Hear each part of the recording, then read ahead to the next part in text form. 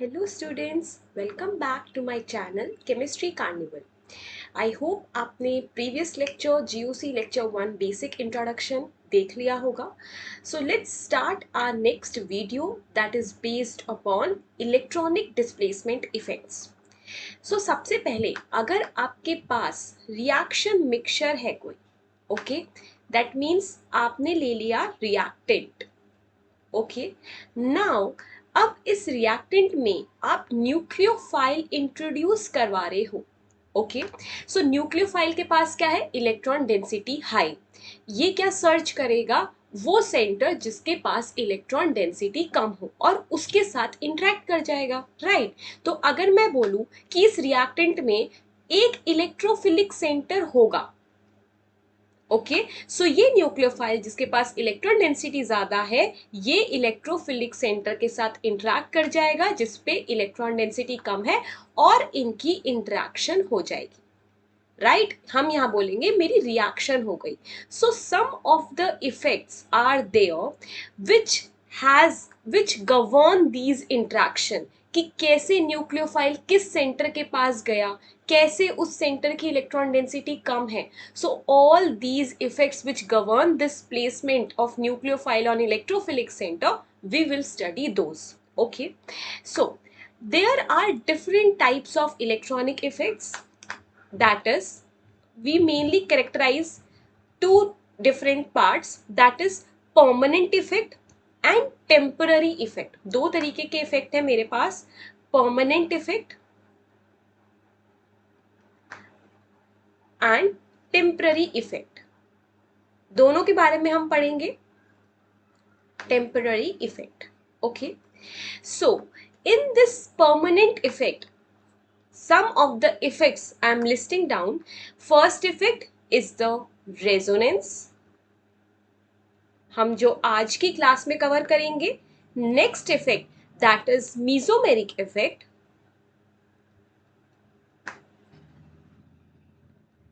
Next effect aromatisation.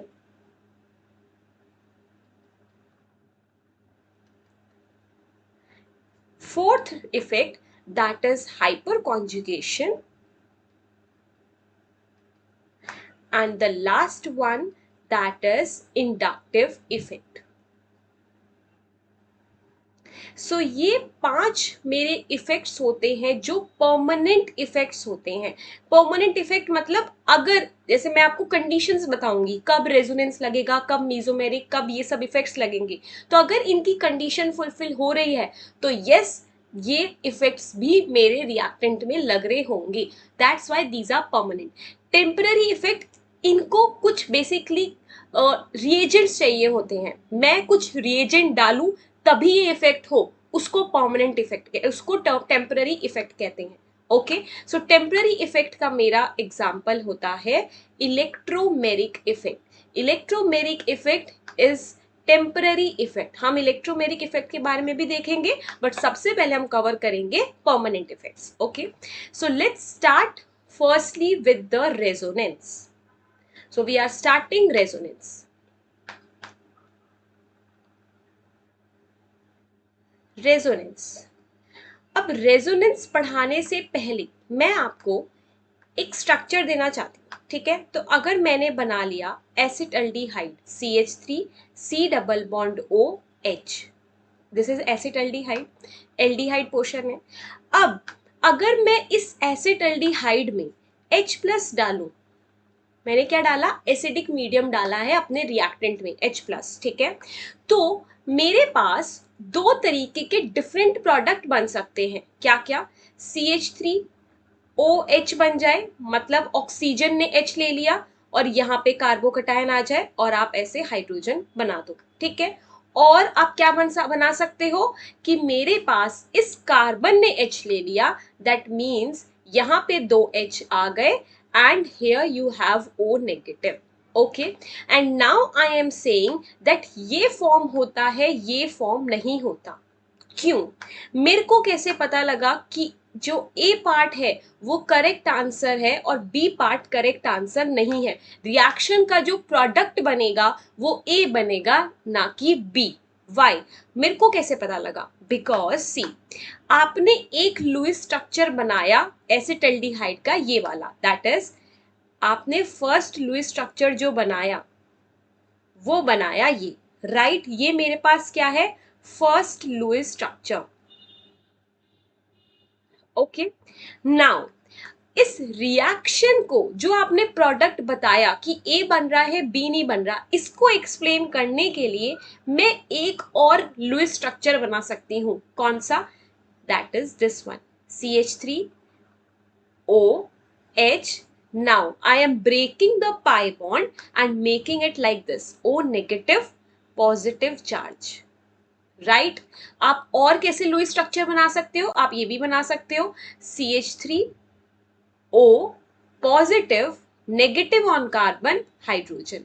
But since हमको electronegativity concept पता है, ऑक्सीजन इज मोर इलेक्ट्रोनेगेटिव, तो उस पर नेगेटिव चार्ज ज्यादा स्टेबल होता है, तो ये लुईस स्ट्रक्चर तो मेरा काफी अनस्टेबल है। ठीक है, तो इसलिए मेरे यहां से जब आपने रिएक्शन में H+ डाला होगा तो नेगेटिव चार्ज कहाँ पे है? कार्बन पे, मतलब इलेक्ट्रॉन डेंसिटी ज्यादा है कार्बन पे। H+ क्या होता है? इलेक्ट्रोफाइल। ये इससे इंटरेक्ट करके आपका B बनाएगा नहीं, क्योंकि यही अनस्टेबल है, आपका रिएक्टेंट ही अनस्टेबल है, तो प्रोडक्ट भी ये नहीं बनेगा।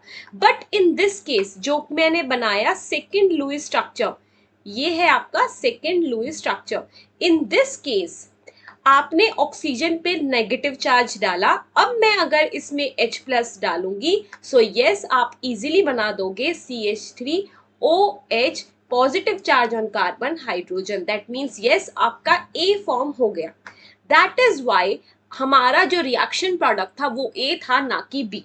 कैसे पता लगा मेरे को? दूसरा टाइप का लुईस स्ट्रक्चर बना के, राइट। सो मैं एक चीज कह सकती हूं कि रेजोनेंस में बेसिकली हम करते क्या है? रेजोनेटिंग स्ट्रक्चर्स बनाते हैं। तो जो मैंने ऊपर दोनों से first and second Lewis structure बनाए, that is CH3 C double bond H, C double bond OH और CH3 O negative positive charge on carbon H. Both of them are resonating structure, और ये arrow represent करती है, that is double headed arrow, that is they are resonating structures and none of them are the real structure.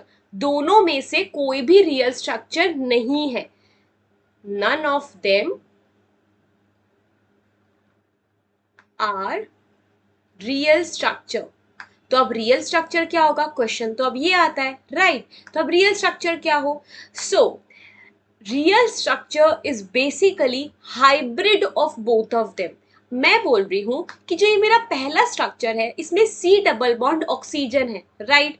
जो ये मेरा second structure है इसमें carbon oxygen single bond है और पॉजिटिव चार्ज है कार्बन पे, ऑक्सीजन पे नेगेटिव चार्ज है, राइट। तो मैं एक चीज कह सकती हूं कि रेजोनेंस हाइब्रिड क्या होगा? CH3 carbon oxygen hydrogen. मैंने ये नॉर्मल स्केलेटल स्ट्रक्चर बनाया। अब एक में डबल बॉन्ड था, एक में डबल बॉन्ड नहीं था, तो मैं कह सकती हूँ पार्शियल डबल बॉन्ड होगा, राइट। अब एक में कोई चार्ज नहीं थे, सेकंड में चार्जेस थे जो कि नेगेटिव था ऑक्सीजन पे, तो मैं ये कह सकती हूँ पार्शियल नेगेटिव होगा ऑक्सीजन पे, पार्शियल पॉजिटिव होगा कार्बन पे। That is why this is your resonance hybrid. ये आपका हाइब्रिड है रेजोनेटिंग स्ट्रक्चर्स का। और हम रेजोनेटिंग स्ट्रक्चर्स को, that is these are resonating structure, इनको हम कैनोनिकल फॉर्म्स भी बोलते हैं। तो आपको बुक्स में कैनोनिकल फॉर्म्स भी मिल सकता है और रेजोनेटिंग स्ट्रक्चर भी मिल सकता है, ठीक है। सो हमने ये देख लिया कि रेजोनेंस हाइब्रिड है, कैनोनिकल फॉर्म्स है। अब मैं आपको ये एरो के बारे में बताती हूँ।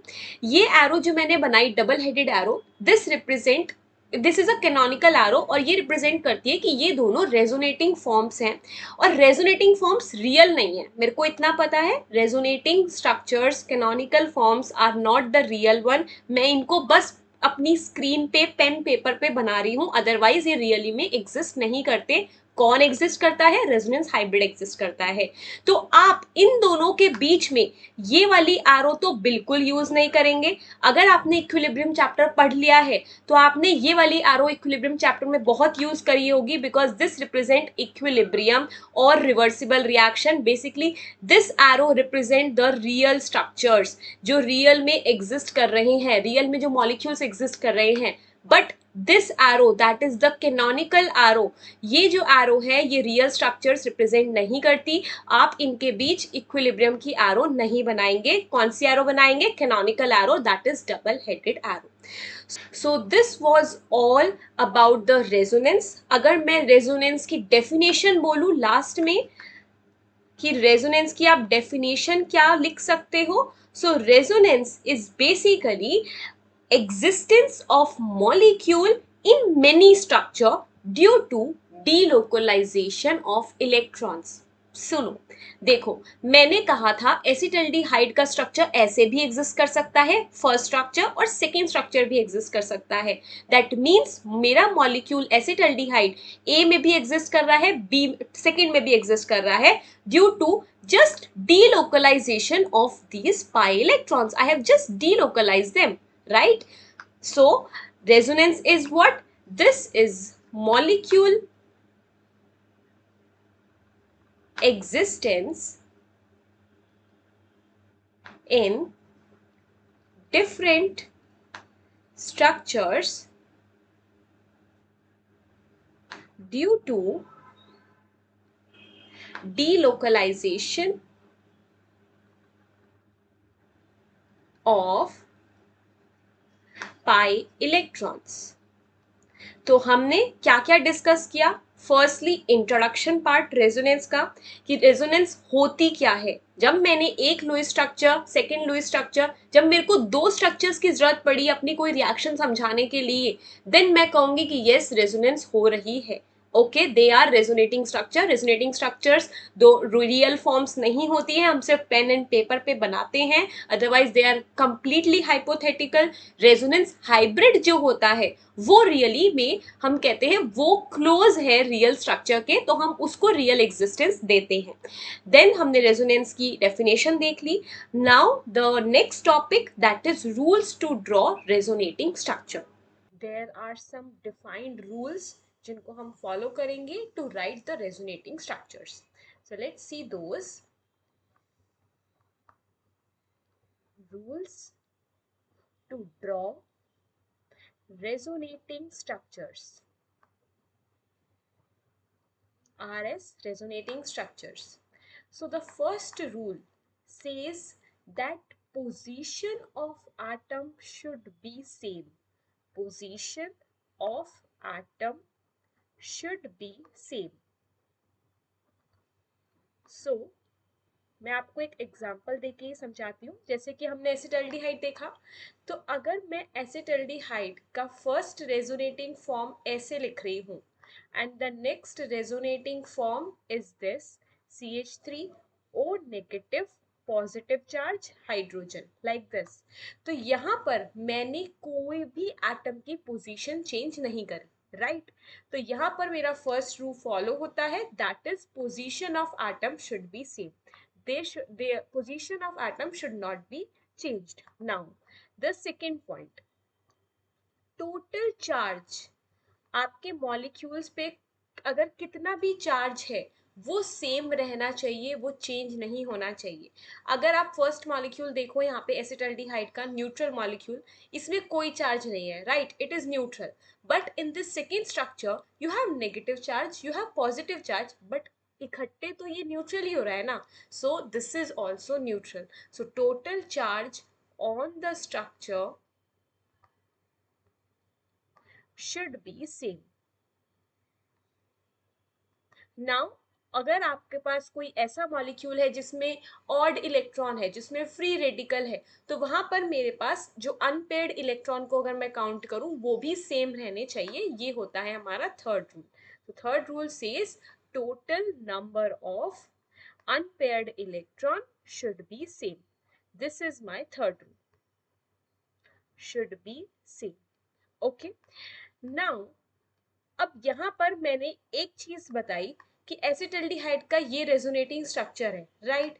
मैंने आपको जब अभी रेजोनेंस बताया, इंट्रोडक्शन बताया, तो मैंने आपको एक और फॉर्म बताई, that is this one, CH3O positive negative hydrogen. ये फॉर्म लिखी थी मैंने बोला था कि ये फॉर्म स्टेबल नहीं है, राइट। तो ये फॉर्म स्टेबल तो नहीं है, ये तो करेक्ट है, ये अनस्टेबल है, हम अभी स्टेबिलिटी ऑर्डर भी देखेंगे। ये अनस्टेबल है, बट है तो ये भी resonating form.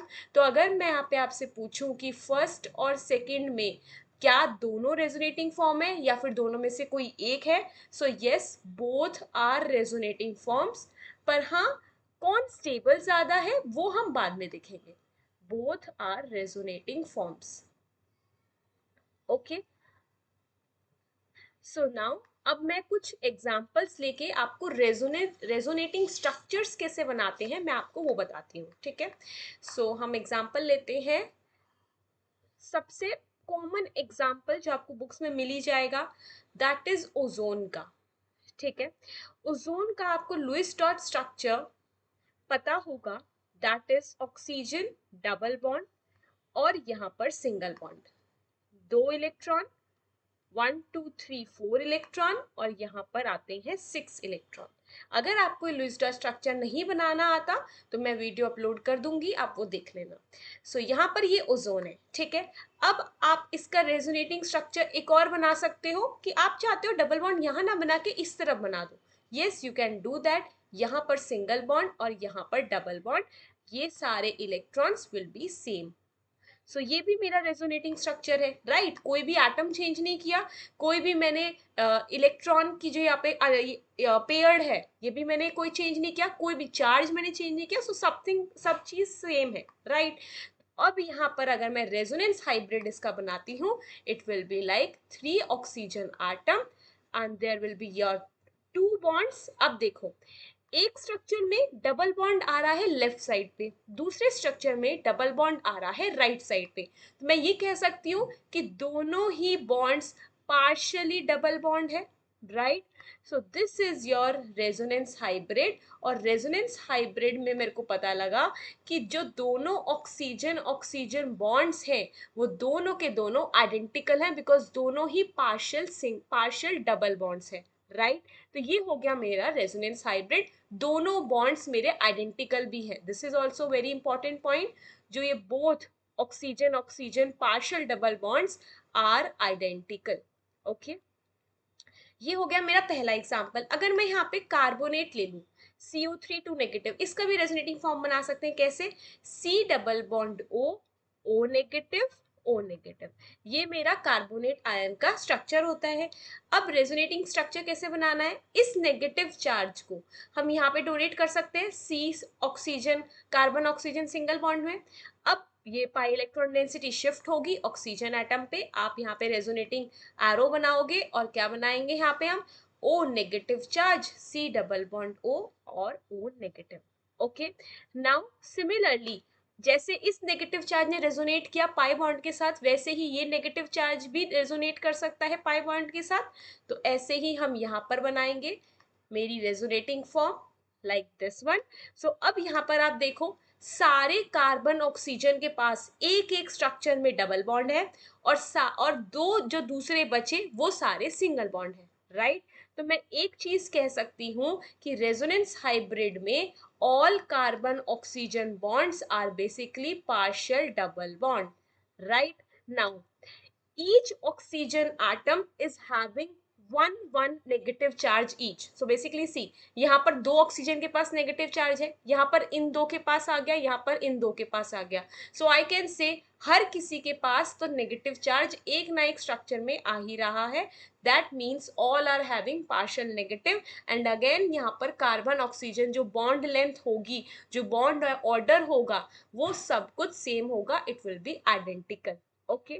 Now let's take one more example that is again very common, that is benzene. Over here it is C6H6। अगर हम इसका रेजोनेटिंग स्ट्रक्चर बनाएं, so I can make like this, that pi bond आपका जो यहाँ पर है वो रेजोनेट करे adjacent single bond में, this pi bond will resonate to the adjacent single bond this pi bond again resonate with this adjacent single bond, and you can say my resonating structure will look like this, right?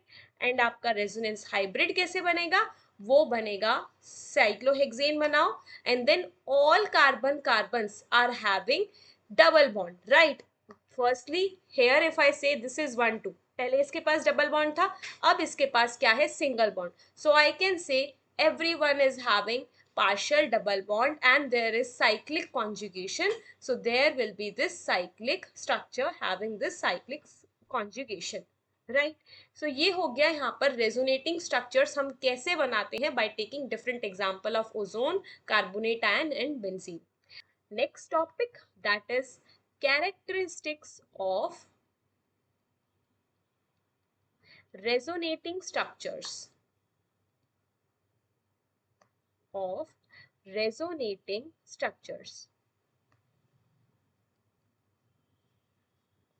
So the first characteristics of resonating structure is the one that I am repeating from past 15 minutes, that is resonating structures are not having any real existence, they are purely hypothetical. So I can say resonating structures are hypothetical,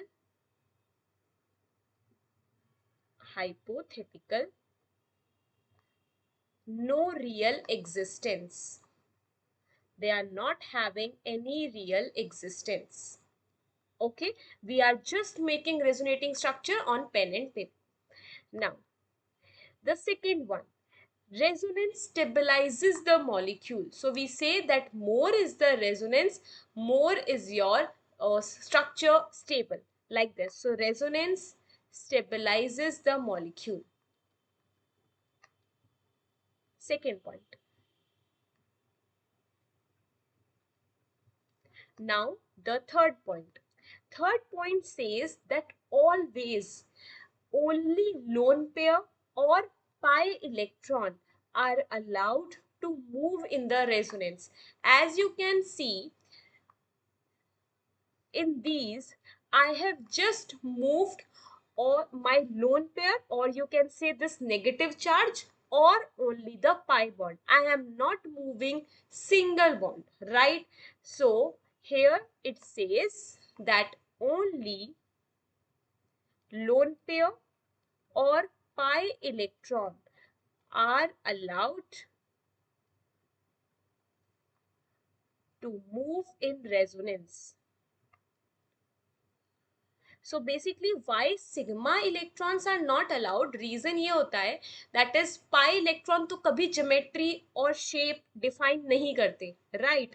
sigma bond geometry और shape define करते हैं, ये हम chemical bonding में पढ़ते हैं. That is pi electron कभी sigma और कभी भी शेप और ज्योमेट्री को डिफाइन नहीं करते, सिग्मा इलेक्ट्रॉन्स करते हैं. तो अगर आप सिग्मा इलेक्ट्रॉन्स को ही अपनी पोजीशन से हिला दोगे, then basically you are changing the shape, changing the geometry, and if आपने शेप चेंज कर दी, दैट मीन्स आपने अपना मॉलिक्यूल का स्ट्रक्चर ही चेंज कर दिया.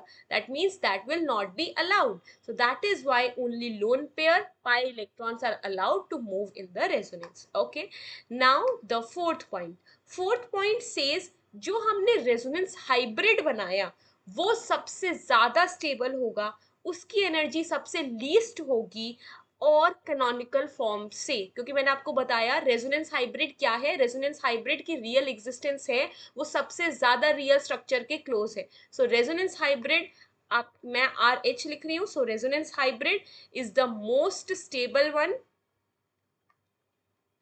Most stable than its canonical forms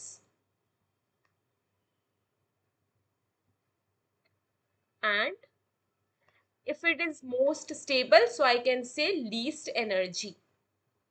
okay दोनों पॉइंट्स आपको पता होने चाहिए, लीस्ट एनर्जी, मोस्ट स्टेबल.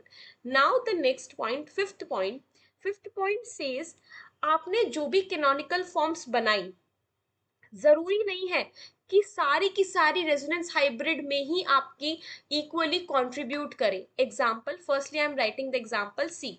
अगर मैं कहती हूं कि आपने बनाया एसिटल्डिहाइड, राइट, मैंने ये बनाया, आपने एक और रेजोनेटिंग स्ट्रक्चर बनाया, आपने बनाया O negative positive charge on carbon hydrogen, आपने एक और रेजोनेटिंग स्ट्रक्चर बनाया CH3, ऑक्सीजन पे आप positive charge, negative on carbon and hydrogen. Okay, अब आप कहो कि मेरे पास है resonance hybrid CH3, oxygen, hydrogen, अब पार्शियल बॉन्ड आ रहा है यहाँ पर और नेगेटिव इस पे पॉजिटिव इस पे, ये क्या है, मेरा रेजोनेंस हाइब्रिड है, राइट। और ये सारी की सारी स्ट्रक्चर्स क्या है, ये है मेरे रेजोनेटिंग स्ट्रक्चर्स। अब मुझे इसी एक्सप्रेशन से समझ आ रहा है कि रेजोनेंस हाइब्रिड में सबसे ज्यादा कंट्रीब्यूट किसने किया बनाने में, इसने और इसने। वाई? क्योंकि डेल पॉजिटिव आया सेकेंड स्ट्रक्चर से और पार्शियल डबल बॉन्ड आया फर्स्ट स्ट्रक्चर से, राइट। थर्ड स्ट्रक्चर ने तो कुछ कंट्रीब्यूट ही नहीं किया। That means my fifth point is this only, that all canonical forms or you can say resonating structures may or may not contribute, may or may not contribute to the resonance hybrid, may or may not equally contribute to the resonance hybrid. अब मैंने आपको यहाँ बता दिया may not वाला हिसाब कि यहाँ पर ये कंट्रीब्यूट इक्वली नहीं कर रहे। अब अगर आप पूछो कि कहाँ पे इक्वली कंट्रीब्यूट करेंगे, we have already done the examples, all these are equally contribution, ये भी दोनों इक्वली कंट्रीब्यूट कर रहे हैं, तब आपने रेजोनेंस हाइब्रिड बनाया। यहाँ पर तीनों स्ट्रक्चर्स कंट्रीब्यूट कर रहे हैं, तब आपने रेजोनेंस हाइब्रिड बनाया। यहाँ पर ये दोनों स्ट्रक्चर्स कंट्रीब्यूट कर रहे हैं इक्वली, दैट इज व्हाई आपने ये प्रॉपर डीलोकलाइजेशन बनाई। ओके, आई थिंक अब आपको ये सारे पॉइंट्स क्लियर हो गए होंगे।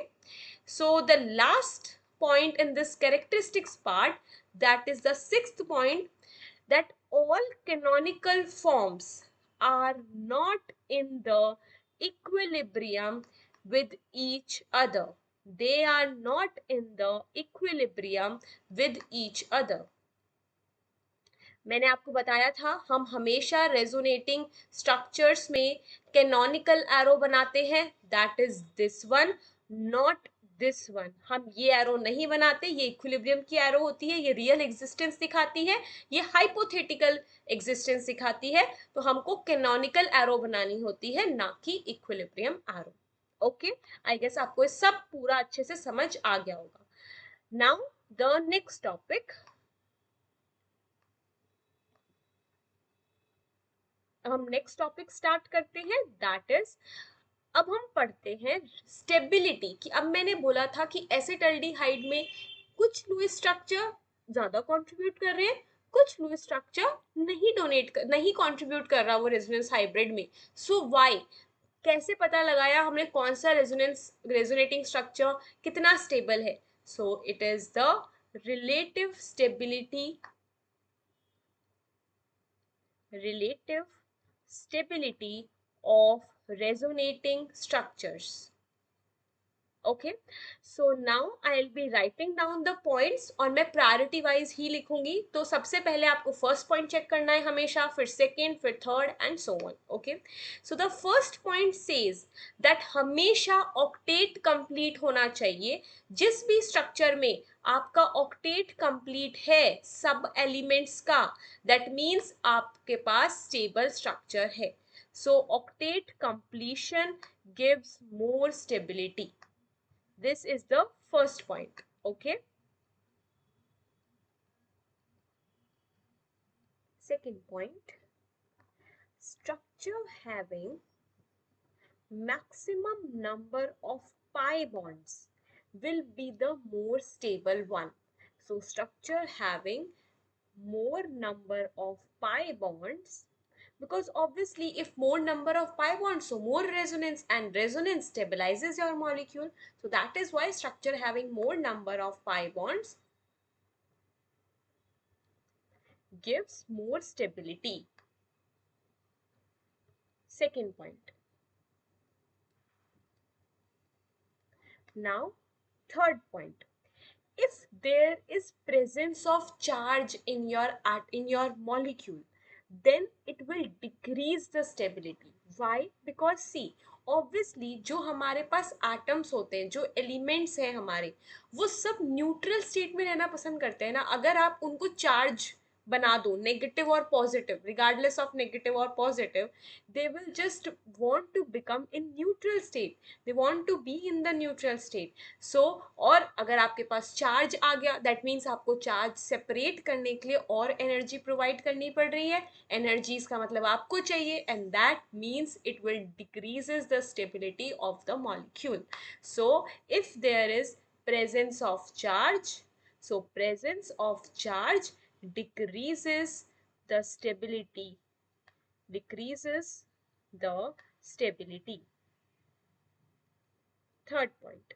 Okay, now the next point, fourth point, if you are having charges, okay, मेरे पास दो स्ट्रक्चर्स हैं, अभी मैं सारे एग्जांपल डिस्कस करूंगी. सो अगर मेरे पास दो स्ट्रक्चर है और दोनों में ही नेगेटिव पॉजिटिव चार्ज सेम है, राइट, तो फिर मैं बोलूंगी कि वो स्ट्रक्चर स्टेबल है. सो stable structure will be having negative charge on more electronegative atom. जो ज्यादा इलेक्ट्रोनेगेटिव एटम होगा उसके ऊपर नेगेटिव चार्ज ज्यादा स्टेबल होगा, and positive charge on more electro positive atom. That means कह सकते हो आप लेस इलेक्ट्रोनेगेटिव एटम. ओके, और you can say less electronegative atom. This is our fourth point. Now the last point you will see, अगर ये भी same हो गया, पोजीशन भी सेम हो गई नेगेटिव पॉजिटिव चार्जेस की, देन यू विल से अगर पॉजिटिव नेगेटिव चार्ज डिस्टेंस, अब देखेंगे हम, ठीक है, तो अगर पॉजिटिव नेगेटिव चार्ज पास है तो अट्रैक्ट करेंगे, दैट मीन्स स्टेबल बनेगा मॉलिक्यूल. और अगर पॉजिटिव पॉजिटिव या नेगेटिव नेगेटिव चार्जेस पास में है, दैट मीन्स वो रिपेल करेंगे तो डिस्टेबलाइजेशन आएगी मेरे मॉलिक्यूल में. So positive and negative charge should be closer, should be closer, that means opposite charges should be closer, and like charges should be away. Okay, so these are the points जो आपको ध्यान में रखने हैं to compare the stability of resonating structure. Now let's see the example. So example लेते हैं अब. अगर आपके पास है CH3 oxygen CH2 positive charge, okay, then आपके पास है CH3 oxygen positive charge double bond CH2. This is a positive charge. Okay, now I am asking you all, first और second structure में कौन सा resonating structure ज़्यादा stable होगा? Pause the video, come up with a correct answer. I hope अब आपने answer कर लिया होगा. So देखो, जब आप फर्स्ट स्ट्रक्चर देखोगे, पॉजिटिव चार्ज है कार्बन पे. अगर मैं अपना फर्स्ट रूल ही देखूं, first rule says octet complete होना चाहिए. ऑक्सीजन के पास कितने इलेक्ट्रॉन्स हैं? 8, राइट. कार्बन के ऑक्टेट में कितने इलेक्ट्रॉन्स हैं? टोटल वैलेंस शेल में 6 electrons. Okay, over here oxygen के पास कितने हैं? 8. कार्बन के पास कितने हैं? 8. That mean octet is complete. So मेरा फर्स्ट रूल ये कहता है कि मेरा सेकेंड स्ट्रक्चर ज्यादा स्टेबल होगा then the first one. Okay, now the next example. अगर मैं आपके पास CH3C डबल बॉन्ड OH ये है, और आप ले लो CH3CO minus double bond OH positive charge. अब इन दोनों रेजोनेटिंग स्ट्रक्चर्स में से कौन ज्यादा स्टेबल होगा? Again, pause the video and then tell me the correct answer. See, अब आप फिर से कंपेयर करोगे by the priority wise only, ठीक है. तो अब आप बोलो कि ऑक्टेट कंप्लीट दोनों में है, right. First point is done. Then the next point, number of pi bonds, दोनों में ही एक एक पाई बॉन्ड है, नेक्स्ट पॉइंट भी कंप्लीट. थर्ड पॉइंट, चार्ज, अगर कहीं पर भी चार्ज है, that structure is unstable. So first structure में चार्ज है, नहीं है. सेकेंड में है, yes, there are the charges, negative, positive. So because of charge presence, I will say my first structure is more stable. So this is more stable, right? First one is more stable. Now the next question. Here question says, firstly you need to draw resonating structure and then compare stability. So let's draw the resonating structure also and then we will compare the stability. So question is hydrogen carbon double bond oxygen CH double bond C HCH2 negative charge. This is the question for you. Okay, now let's try to answer this. Firstly आपको इसका resonating structure बनाने होंगे. तो मैंने क्या कहा था, या तो लोन पेयर, और लोन पेयर आप कह सकते हो नेगेटिव चार्ज भी. ठीक है, तो या तो lone pair negative charge move करेगा या पाई बॉन्ड मूव करेंगे, दैट्स इट. तो देखो, नेगेटिव चार्ज को अगर मैं साथ वाले कार्बन कार्बन सिंगल बॉन्ड में डोनेट करूं, तो ये डबल बॉन्ड शिफ्ट हो जाएगा नेक्स्ट कार्बन एटम पे.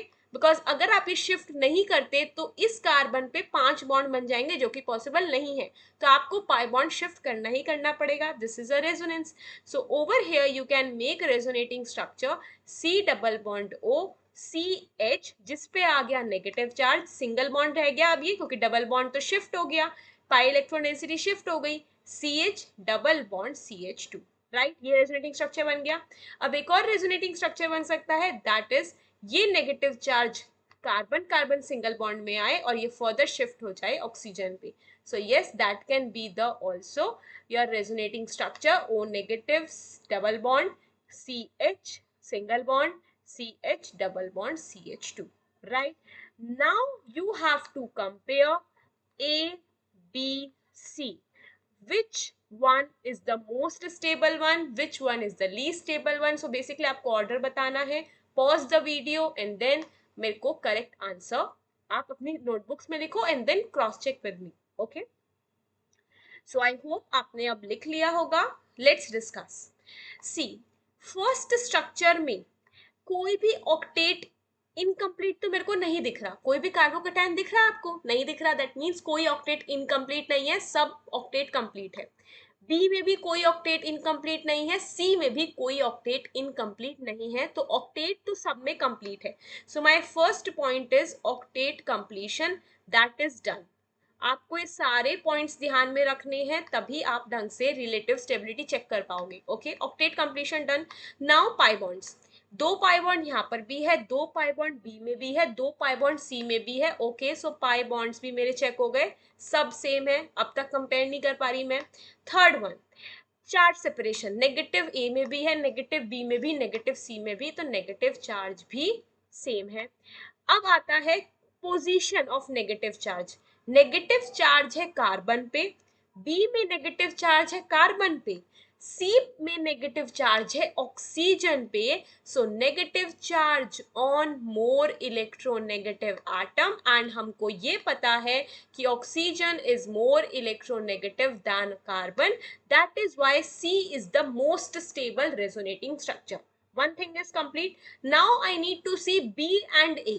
ओके, सो देखो, सबसे पहले ए में देखो नेगेटिव चार्ज बहुत दूर है. ये देखो यहाँ पर, ये जो मेरे पास आपको ग्रुप दिख रहा है सी डबल बॉन्ड ओ वाला ग्रुप, इस ग्रुप को हम इलेक्ट्रॉन विड्रॉइंग ग्रुप कहते हैं. मैं अभी आपको इसके बारे में बताऊंगी आगे जाके फर्दर टॉपिक में.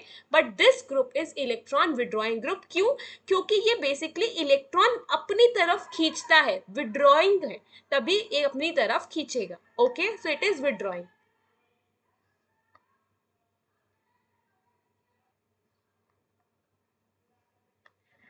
Okay, so it is a withdrawing group, अपनी तरफ इलेक्ट्रॉन्स खींचेगा. राइट, पर नेगेटिव चार्ज जो है, मैंने आपको बोला था negative charge extra electron density, मेरे को वो एक तरीके से हटानी है इलेक्ट्रॉन डेंसिटी. नेगेटिव चार्ज बहुत दूर है इस इलेक्ट्रॉन विड्रॉइंग ग्रुप के. करेक्ट. नाउ बी में नेगेटिव चार्ज बहुत पास है इस इलेक्ट्रॉन विड्रॉइंग ग्रुप के and it is directly taking part in the resonance with the electron withdrawing group directly electron density खींच रहा है इस नेगेटिव चार्ज से। मैंने अपने सारे पॉइंट्स कवर किए, मेरे को ए और बी का आंसर नहीं मिला, राइट? क्योंकि ए और बी में सब कुछ सेम है। तो अब हम यहाँ पर देखते हैं इलेक्ट्रॉनिक इफेक्ट। इलेक्ट्रॉनिक इफेक्ट, मेरा जो इलेक्ट्रॉन विड्रॉइंग इफेक्ट है इस सीओ ग्रुप का, उसने मेरे को बताया कि अगर ये नेगेटिव चार्ज के पास होगा ये और ज्यादा इलेक्ट्रॉन खींचेगा और उस कार्बन को एक तरीके से स्टेबलाइज करेगा। That is why B is more stable than A. और यहाँ पे आंसर रीजन क्या है? Electron withdrawing group is nearer than A part. Okay, so this is your correct answer, C, B, A. I hope you have understood this question. Now the next topic, that and the last topic of this resonance, that is types of conjugation. आपको कितने different types of conjugation दिख सकते हैं? ठीक है, तो हम उनको लिस्ट डाउन कर लेते हैं ताकि रिवाइज करने में इजी हो।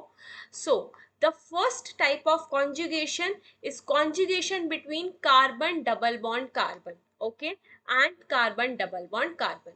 तो अगर आपके पास में स्ट्रक्चर लिख दूं carbon double bond carbon, single bond double bond carbon, now adjust the hydrogens, these are the hydrogens, right? अब आप इनका रेजोनेटिंग स्ट्रक्चर बनाओ, यहाँ पर शिफ्ट होगी, double bond will shift to the next carbon carbon single bond, ये double bond फिर से शिफ्ट होगा टू दिस कार्बन एटम। यहाँ पे आप रेजोनेटिंग स्ट्रक्चर बनाओगे CH2। अब ये सिंगल बॉन्ड रह गया क्योंकि पाई इलेक्ट्रॉन डेंसिटी तो शिफ्ट हो गई, कार्बन CH, कोई भी एटम आप चेंज नहीं करोगे। नाउ सी, ये डबल बॉन्ड डेंसिटी साथ वाले कार्बन कार्बन सिंगल बॉन्ड में गई, मतलब ये तो मेरा क्या रह गया? अकेला। दैट मीन्स इस पे आ गया positive charge because it is deficient. Now double bond बन गया यहाँ पर कार्बन। अब ये इलेक्ट्रॉन डेंसिटी इस कार्बन एटम पे चली गई, that will be the extra electron density, तो नेगेटिव चार्ज आ गया इस कार्बन एटम पे। So this is your resonating structure, okay. Now the next type of conjugation, आपको कॉन्जुगेशन दिख सकती है positive charge and double bond में भी, राइट? अब अगर मैं यहाँ पर एग्जांपल ले लूँ carbon carbon double bond and CH2 positive charge, okay, so balance the hydrogens, right?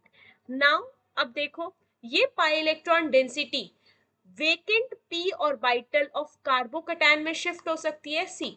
मैं आपको कार्बोकैटायन डिटेल में पढ़ाऊंगी, यहाँ पर आपको सिर्फ एक बेसिक स्ट्रक्चर बता रही हूँ कि कार्बोकैटायन मतलब इसके पास वेकेंट पी ऑर्बिटल है, right?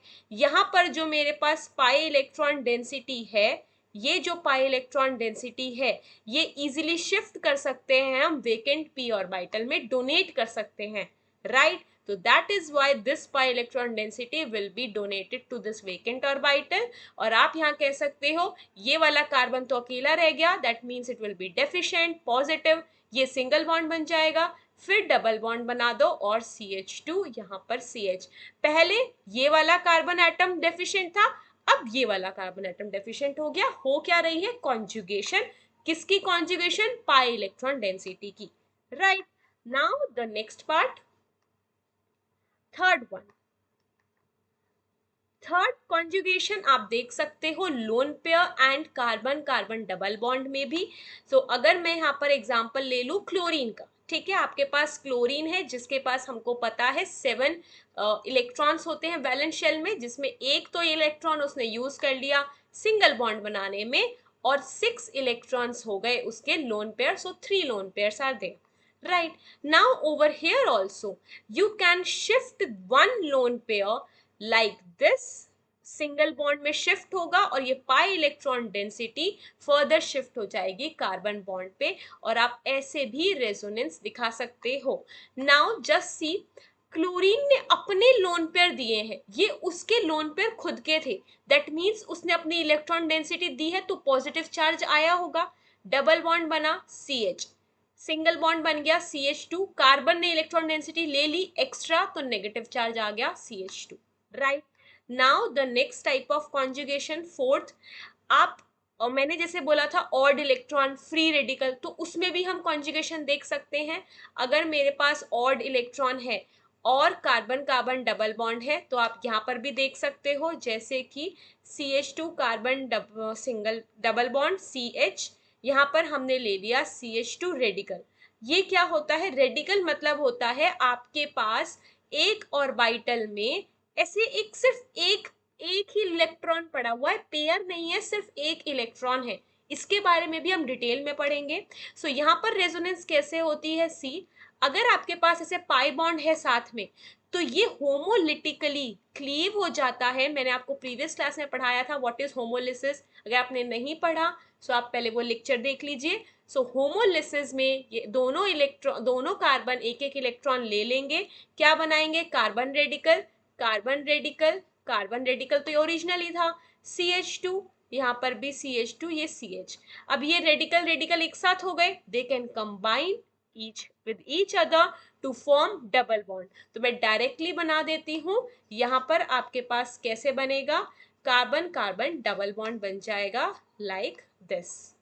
So over here there will be double bond and radical सिर्फ इस पे प्रेजेंट होगा। Okay, so yes, this is your resonating structure. Radical के फॉर्म में आपको होमोलिसिस करानी पड़ती है। अगर नॉर्मल होते हैं charge, that is ionic intermediates होते हैं, इलेक्ट्रिकली चार्ज इंटरमीडिएट जैसे कटायन अनायन है, तो उसमें आप हेट्रोलिसिस ही कराते हो, बट रेडिकल्स के केस में आप होमोलिसिस कराते हो। So I am writing the fifth point over here only. आपके पास नेगेटिव चार्ज भी हो सकता है and carbon carbon double bond भी हो सकता है, इसमें भी हम कॉन्जुगेशन देख सकते हैं।